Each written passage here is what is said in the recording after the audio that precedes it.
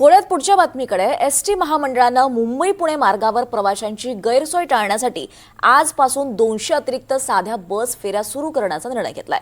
सध्या या मार्गावर धावणाऱ्या नियमित 312 ई शिवनेरी फेऱ्या या सुरूच राहतील आणि त्याशिवाय 200 अतिरिक्त बसेस प्रवाशांच्या सेवेत तैनात केल्या जाणार आहेत। त्यामुळे प्रवाशांची गैरसोय ही होणार नाहीये।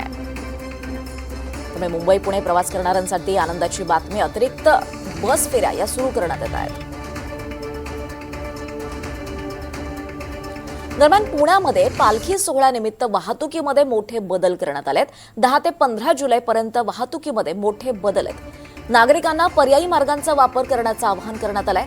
बेलसर फाटा, जेजुरी, मोरगाव, नीरा, सासवड, सुपा, पारगाव मेमाणे आणि वडगाव निंबाळकर या परिसरात तात्पुरते वाहतूक निर्बंध लागू आहेत। वाहतूक कोंडी टाळण्यासाठी आणि लाखो वारकऱ्यांच्या सुरक्षिततेसाठी पोलिसांनी विशेष वाहतूक नियोजन केलंय।